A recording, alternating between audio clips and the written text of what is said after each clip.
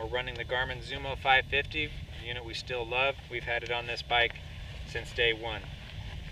The instruments we'll talk about a little bit more later, but it has a clock, trip odometer. Actually, when you go onto reserve and the reserve light comes on, it counts up the mileage, how far you've been on reserve. Very convenient feature. We love the tank bag, and what we like so much about it is it's made by the manufacturer, so they know exactly how to make it for one bike and one bike only. Actually, it fits a couple Buells. It actually bolts on to the tank cover bolts, so this is going nowhere.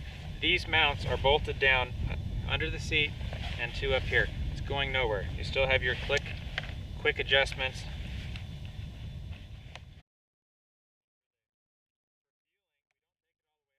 One of the best seats in the industry, period. Mirrors, round mirrors, they're okay. They're certainly passable. Rectangle give you a better view of what's behind you. But for the adventure part of this bike, not so good. But the mirrors are the kind that have the big clunky, big wrench adjustment down here. It's great if they don't come loose, but if you go off-road and you hit some brush or vibration, they can come loose. If you drop the bike off-road, say in the sand, this is going to break because it's so solidly mounted. You can't have it loose like you should. And ours didn't come off, it loosened on a high-speed dirt road. Everything was great until it loosened, and then it's flopping around. There's no putting the nut where it should be and tightening it back up. You have to have a big wrench to fix it, so it can ruin a ride. Standard handlebars, very nice height and everything for this bike, though we would love to have a little bit more leverage and a little bit wider bar. I just think that would make this bike incredible. It'd make what's already really good that much better. Once again, fully adjustable suspension. You can adjust the bars forward and back because they're not cast units like on a sport bike. We've got a very small windscreen here. Puts the air right about here. So you are exposed to the wind here, but the good part is it's so low, the air coming over your helmet is very clean. So there's not a lot of buffeting noise and extra wind noise outside of your helmet. So it's a very clean flow. Actually works quite well. We were fortunate enough to get the higher windshield for the new Ulysses model, the street touring model, and it's taller. It raises the wind level from here to just under your helmet. So it takes your upper body out of the wind a little bit more, but it brings the wind up to the base of the helmet or above, and you start getting more noise on the helmet because the wind over the helmet isn't as clean as it is off of this. So we almost prefer this windshield over the slightly taller one. Then again, we would really prefer one that is much taller and gave you an envelope of comfort. You might be asking yourself, okay, why are you in the dirt? This is a street bike. Well, this is an adventure bike, and it's highly touted as when the road ends, you can continue aboard the Buell Ulysses. It's touted as an adventure bike, that's how we ride it. We kind of pride ourselves here at Motorcycle Video Review that, okay, the bike's dirty. You know why? Because we ride the bikes. We ride the bikes endlessly in the type of conditions that people are riding in every single day. So with this bike, we've almost been through snow. We've been through the threat of snow. We've been through freezing rain for hours. We've been through fog.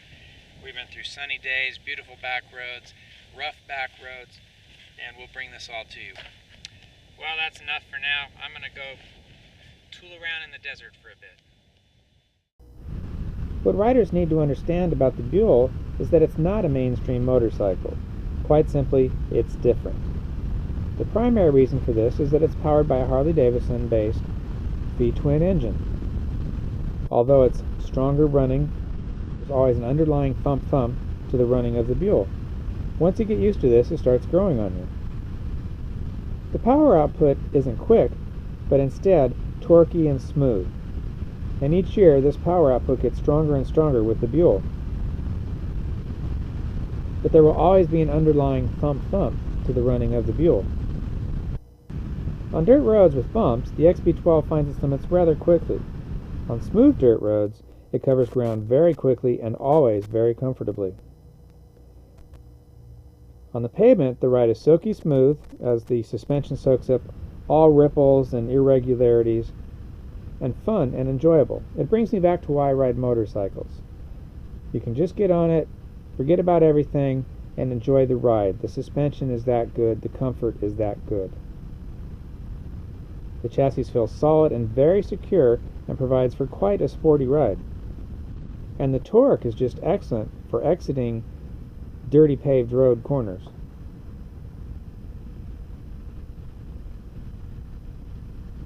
One thing about the Buell, the suspension is always excellent and the comfort is always extremely nice. Add the bags and you have a very good long distance tour. Now, sport handling aboard the Buell is quite good, the brakes are quite good, but shifting can be clunky around town. Running can be quite rough after starting the Buell back up after a brief stop. The headlight is mediocre at best. We'd like to see a much better headlight on the Buell in the future.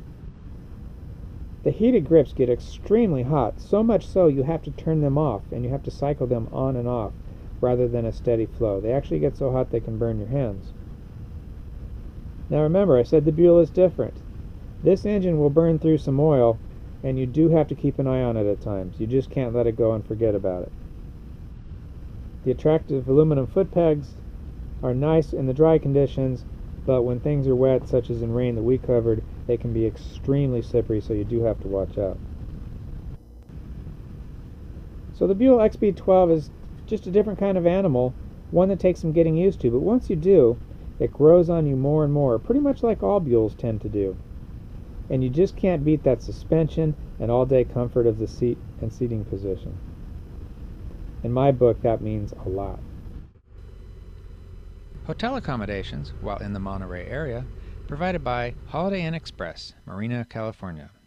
Located near the Laguna Seca racetrack, this hotel has provided us with superior comfort and service time after time. It's one of our favorites, so check them out.